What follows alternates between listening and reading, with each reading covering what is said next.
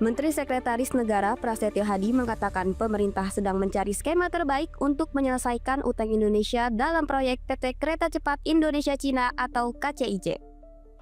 Mensesnek mengatakan Presiden Prabowo Subianto sudah meminta CEO Danantara Rosan Ruslani, Menteri Koordinator Bidang Perekonomian Erlangga Hartanto, serta Menteri Keuangan Purbaya Yudi Sadewa untuk menghitung detail utang proyek tersebut. Selain itu, Kepala Negara juga meminta lembaga terkait untuk mencari solusi terbaik.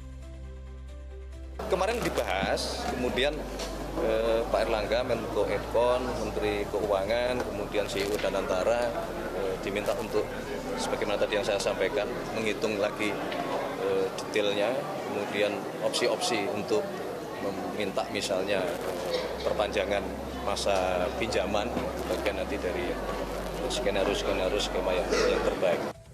Sebagai informasi, total investasi proyek kereta cepat Wush mencapai sekitar 7,27 miliar dolar AS atau setara 120,38 triliun rupiah.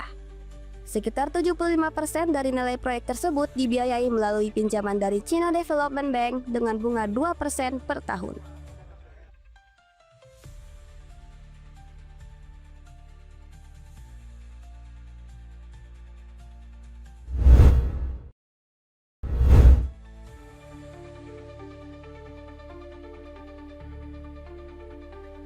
Sektor pariwisata Indonesia sukses menjadi pendorong pertumbuhan ekonomi nasional dengan kontribusi sebesar 4,9% terhadap PDB semester 1 2025. Besaran kontribusi sektor pariwisata ini berhasil menyerap sekitar 25,88 juta tenaga kerja. Menteri Pariwisata Widianti Putriwardana pada Tourism Outlook 2026 di Jakarta menjelaskan, arah pembangunan pariwisata difokuskan pada konsep yang berkelanjutan, inklusif, dan bermanfaat bagi seluruh masyarakat Indonesia. Menpar mengungkapkan Gen Z dan milenial muncul sebagai penggerak utama pariwisata dunia dengan 52% diantaranya rela mengeluarkan biaya lebih demi pengalaman wisata yang berkesan. Pola perilaku dua kelompok generasi ini didukung oleh keberadaan media sosial dan akses teknologi digital, termasuk penggunaan AI untuk merancang perjalanan.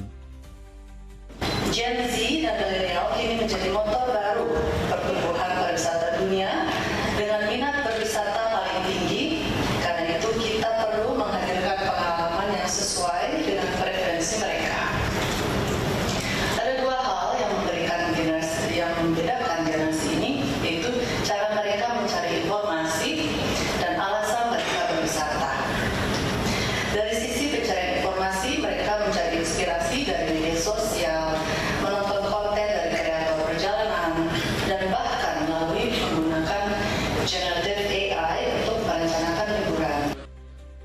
Pergeseran yang terjadi ini memberi peluang besar bagi Indonesia untuk mengembangkan promosi digital, termasuk diantaranya produk wisata berbasis pengalaman yang sesuai dengan preferensi pasar muda global.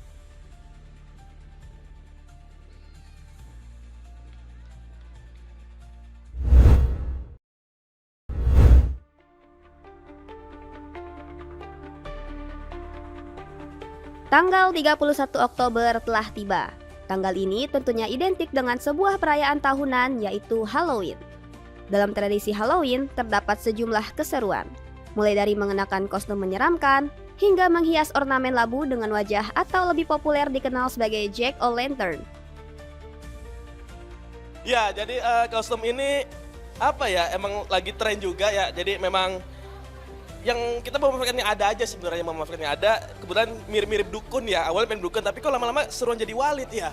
Jadi emang lagi trennya juga di film Malaysia, jadi ya memang momennya pesta kostum di Halloween ya. Terima kasih Erlangga, jadi saya ingin jadi walid untuk sesi hari ini. Oke, thank you. Saya sangat mencintai hantu-hantu Indonesia, sehingga saya menjadi kuyang. Tapi kuyangnya agak diare karena ususnya agak kecil. Pasti pada tahu ya, jadi ini dari anime tanpa wajah itu. Maksudnya gitu, harus tanpa wajah. Kayak gitu. Seremnya karena tanpa wajah berarti gak bisa dilihat gitu ya ekspresinya kayak gimana gitu. Meski bersifat hiburan, di Indonesia perayaan Halloween juga menjadi sarana ekspresi dan kreativitas. Kalau kamu pakai kostum apa nih di hari Halloween ini? Albi Wahyudin melaporkan.